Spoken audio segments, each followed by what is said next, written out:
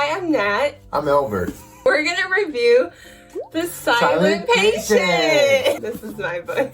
She doesn't have a cover because it's a scary cover. It's just a woman.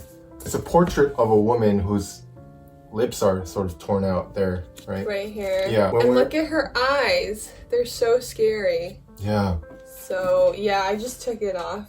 We were reading this at night, and I was terrified, so... I took it off too while I was reading it at night. No shame. What were your expectations when you bought the book and you had it in your hands? Well, I expected it to be very creepy, very eerie, set in a hospital because it's a patient. And I didn't expect too many plot twists. I just thought it was going to be like the slow burn and just, I don't know, just a creepy like setting in an asylum.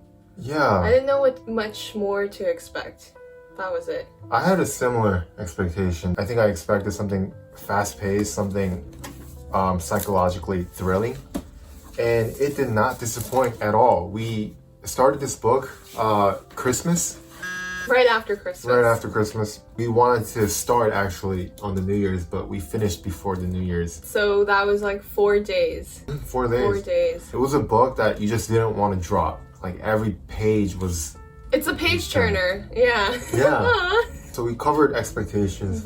How about we talk about what we like? Yeah. Themes. Themes, lessons, or even just anything you liked. What, you want to start? What'd you like? What'd you take away from it? What did I take away? I mean, I learned a lot because we were talking about this before, but this book also quotes Sigmund Freud, the most famous psychoanalyst that we know of. Also, the narrator of the book is a psychoanalyst, so I just thought that, you know, it just makes sense to quote the father of psychoanalysis. I really like that part. I do like how the way it's written, like there's a narrator, right? A psychoanalyst that's treating this patient, but also it gives excerpts of the patient's diary. And so you see coherency between the two stories, but you also see a lot of discrepancies because you're seeing two completely different points of views. And eventually they come together, of course, and there's a bunch of shocking events that take place. But I really like that, the 2 points of views. Adding to the Sigmund Freud quotes, I liked how we also learned more about a Greek tragedy in this book, because it becomes a theme, right? Why does this woman not talk?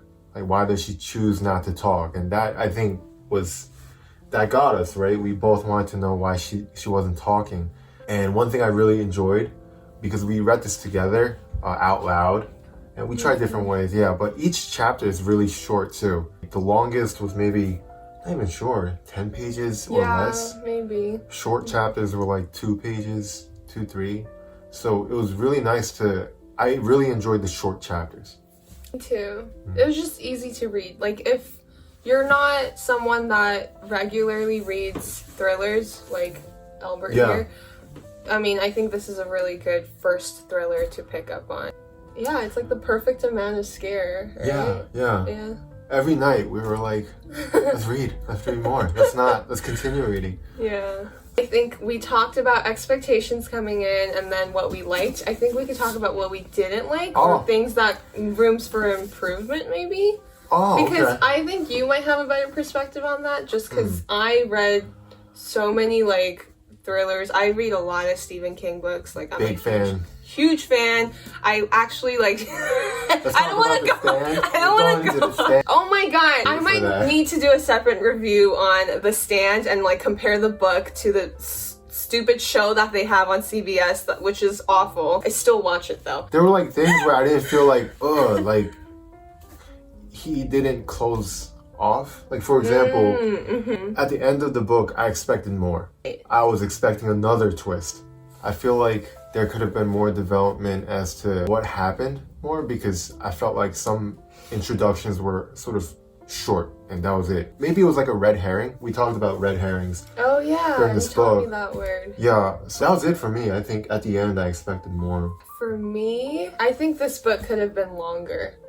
I feel like For most thrillers that I've had, I've never been satisfied with the ending. It always kind of like Stephen King like does this thing, for instance, where he just kind of ends it blandly, but I think it's because the climax is so intense. So I felt the same way about this book. I do agree that the ending was a little bland. I think we wanted more, or like we want to see what happens next. Like, don't want to spoil it, but oh my gosh. When the biggest twist happened, we were both. Yeah, we were so confused because Yeah. we came up with a bunch of scenarios, a bunch of different, like, we were analyzing each character and we're like, was it this person? Was it that person? But we were completely off. I guess I'm just on the same page as you. I do want, I want a little more of the characters. Like they talk about the patient, so she's a woman, as Albert mentioned before, and she's married. Okay, like the husband seems great. There's a brother-in-law that comes into the picture. That's There's super sus. There's the psychoanalyst who's the narrator. Like there's the other therapist at the hospital. Like literally every male character around her is a little sus. This is the first book of Alex Michaelides. That's how you say the name? Well, you want to try pronouncing it? Michaelitis. Michaelides versus Michaelides. I apologize I'm if so any of us sorry. wrong. We really enjoyed it.